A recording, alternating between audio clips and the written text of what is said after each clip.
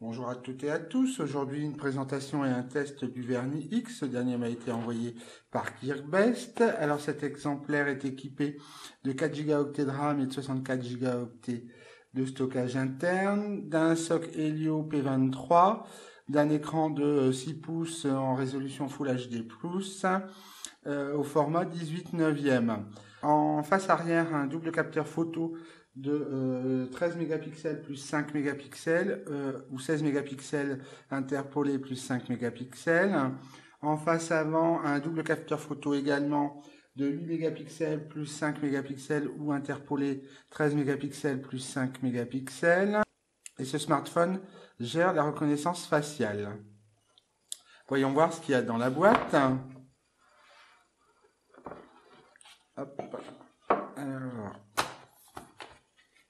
le smartphone en lui-même, une cover de protection pour la face arrière, un petit livret en diverses langues, une note de mise à jour, une protection pour l'écran, le poinçon pour le tiroir des cartes SIM, un adaptateur USB type C port audio jack, un câble USB type C et un chargeur pour la batterie qui est de 6200 mAh supportant la charge rapide. Et ce chargeur, c'est 5, 7, 9 volts 2 ampères, 12 volts 1,5 ampères.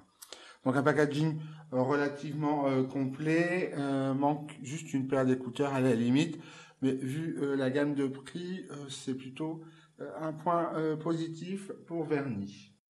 Faisons le tour du design de ce vernis X. Alors, à première vue, il n'y a pas de problème au niveau de l'assemblage déjà. Oups. Alors, en face avant, donc le double capteur photo avec son flash. Les boutons sont virtuels. En face arrière, le double capteur et un double flash LED. Le lecteur d'empreintes digitales. Sur la tranche inférieure, le port USB type C, micro haut-parleur. Sur la tranche supérieure, rien. On a vu à l'instant qu'il y avait un adaptateur pour le port audio. Sur la tranche de gauche, le tiroir des cartes SIM qui accepte 2 cartes de type nano SIM. Le bouton Power et le bouton Volume Plus sont sur la tranche de droite. Au final, malgré un poids relativement imposant dû à la batterie de 6200 mAh, le smartphone tient bien en main. Il ne glisse pas, la qualité des matériaux est là également plutôt bonne.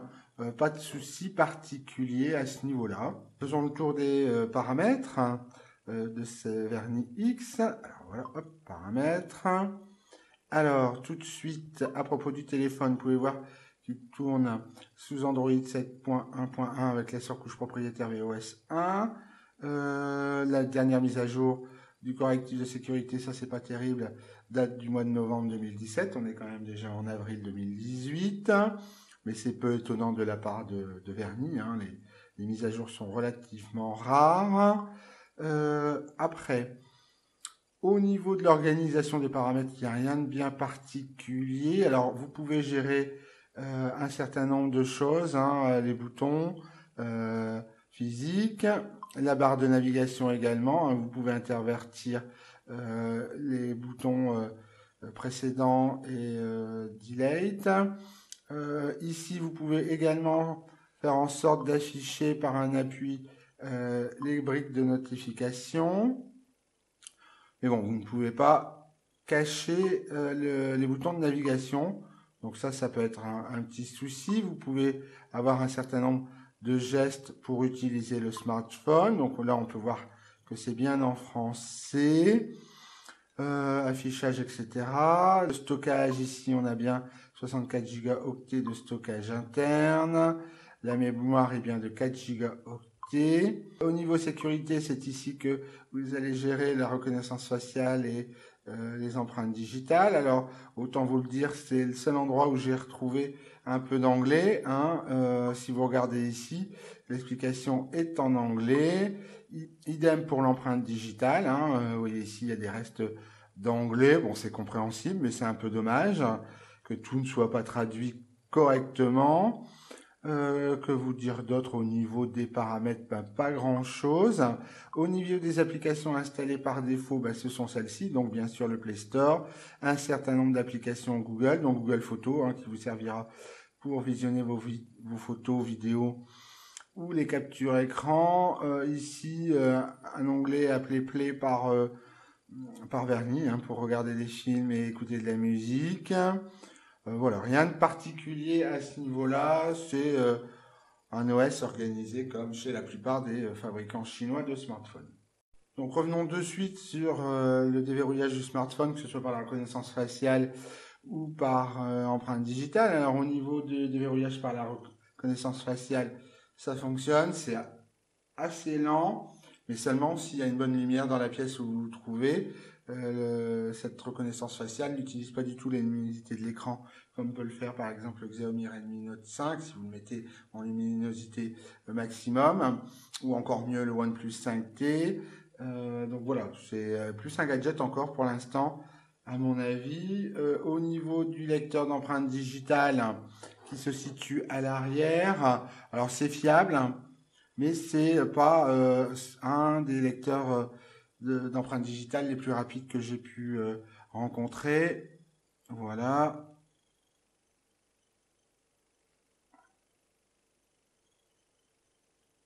Appui. Vous voyez, il y a un petit décalage entre l'appui sur le lecteur d'empreintes digitales et le déverrouillage du smartphone. Mais bon, c'est fiable à 100% quasiment. Pour ce qui est des benchmarks, comme vous pouvez le constater ici avec un test en tout, le Verni X est équipé de l'Helio P23 de 4 Go de RAM, n'est pas des plus puissants, des plus rapides, avec un score d'un peu moins de 66 000 points. Et c'est à peu près valable pour tous les autres tests que j'ai pu effectuer. Alors le test Geekbench n'a pas fonctionné, envoyé à chaque fois des erreurs. Donc ici vous avez les tests 3D Mark. Oups, pardon, une petite erreur de ma part, voilà. Ici les tests 3D Mark. Je vous les passe. Donc vous voyez rien d'exceptionnel à ce niveau-là. Ici le test PC Mark Performance avec un score de 4217 points. Là où le Verni X se distingue, c'est bien sûr grâce à sa batterie de 6200 mAh qui offre une autonomie qui est quand même assez record. Ici avec le test PC Mark batterie, on obtient un score de 17 heures et 8 minutes. Ce qui est quand même énorme. Je crois que c'est le plus important que j'ai jamais rencontré. Bon, bien sûr, la batterie est de 6200 mAh. J'ai fait un autre test plus empirique, celui-là qui consiste à visionner une vidéo sur YouTube d'une batterie 100% jusqu'à 0%. Et là, l'autonomie était un peu moindre. J'ai obtenu une autonomie d'environ 14 heures.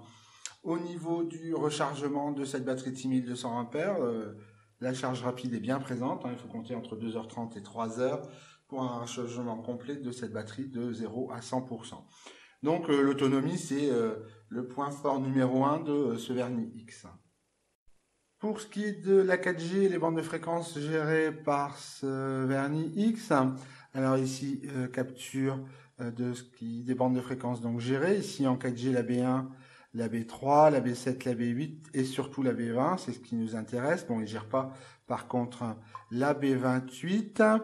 Au niveau de l'utilisation sur les réseaux Bouygues et Orange, commençons par le réseau Bouygues où il s'est connecté sur la bande 7. Au niveau du speed test, au moment où je l'ai fait et vu ma localisation, le résultat est cohérent, même si le débit ascendant est relativement mauvais. Au niveau du réseau Orange, il s'est connecté sur la bande 20 4G et au niveau du débit, là c'est pareil que pour le réseau Bouygues, c'est cohérent avec ma localisation et le moment de la journée où ce speed test a été réalisé. Donc pas de souci au niveau de la 4G en France avec ce Verni X. Pour ce qui est du Wi-Fi, le Verni X est bien dual band, comme vous pouvez le voir sur cette capture écran. Ici, sa sensibilité au niveau de la box ADSL, là, ça se situe à peu près à une vingtaine de mètres. Ici, le speed test qui correspond peu ou prou aux capacités de ma ligne ADSL. Voilà, on va partir ici. On était plus près de la box à environ 3 mètres. Donc, vous voyez la sensibilité. Ici, le speed test. On retrouve à peu près les mêmes résultats que précédemment. Ici, en extérieur, idem. En ce qui concerne le speed test, dans les 3 cas, ça correspond aux capacités de ma ligne ADSL.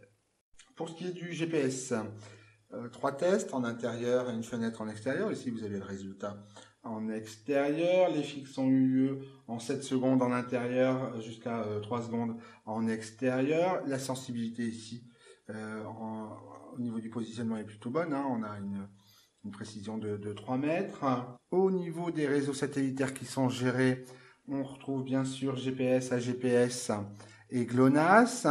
Le plus important, l'utilisation sur la route avec Maps ou avec Waze n'ont posé aucun souci. Le GPS de ce Verni X est fiable, il est plutôt rapide, n'a pas posé de soucis.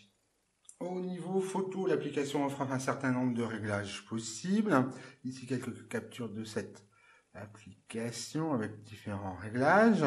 Ce qui est intéressant également, c'est de voir quelques clichés pris par ce Verni X. Vous les retrouverez également sur notre site tablette-chinoise.net dans l'article consacré à ce test. Donc ici, comme toujours en standard, avec un flash HDR, standard, flash HDR. Ici en extérieur. Ici, zoom 1, zoom 2 et zoom 4, ça va pas plus loin. Ici, standard, on revient à l'intérieur. Flash, HDR, standard, flash, HDR. Bon, la qualité n'est pas exceptionnelle, c'est de l'interpolé, c'est toujours problématique à ce niveau-là. Si l'optimisation ne vient pas épauler tout ça, peut-être intéressant d'utiliser une autre application que celle qui est installée par défaut. Ce sera à vous de voir. Pour juger de la qualité de cet écran de 6 pouces, résolution Full HD+, au format 18/9, on peut regarder quelques clichés que j'utilise à chacun de mes tests pour voir un peu la rapidité, la fluidité de cet écran, la qualité des couleurs, ça me paraît plutôt respecté. Vous avez de toute façon une possibilité de réglage dans les paramètres d'affichage avec l'onglet Miravision. Voilà, donc je vous les passe un peu rapidement. Voilà. Bon, un peu de difficulté avec les gestions, les gestes. Bon, ça vient peut-être de moi également. Ce qu'on peut faire également, c'est visionner une vidéo pour voir la qualité de cet écran. Et ça donnera aussi un petit aperçu de la qualité du haut-parleur.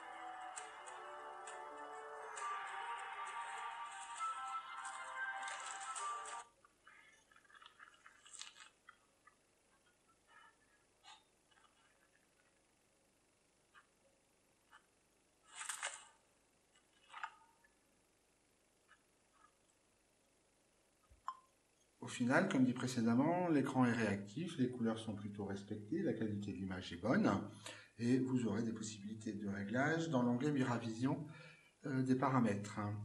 Donc un écran plutôt de bonne facture. Toujours dans l'optique de s'intéresser à la qualité du haut-parleur, même si on vient d'en avoir un aperçu avec le visionnage de la vidéo Syntel. Écoutons quelques musiques libres de droit trouvées sur la bibliothèque en ligne audio YouTube. Alors je vais positionner le micro à une quinzaine de centimètres comme précédemment du haut-parleur et le volume est toujours à 80% en ce qui concerne le haut-parleur.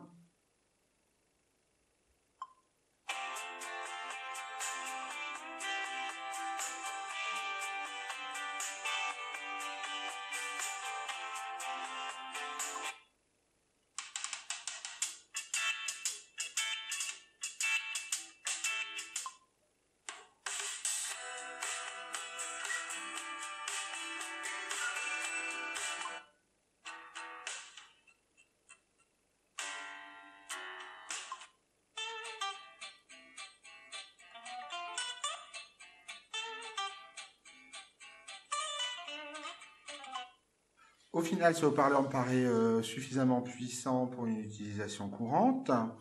Au niveau du rendu du son, il est quelque peu métallique, mais rien de surprenant pour un smartphone chinois de cette gamme de prix.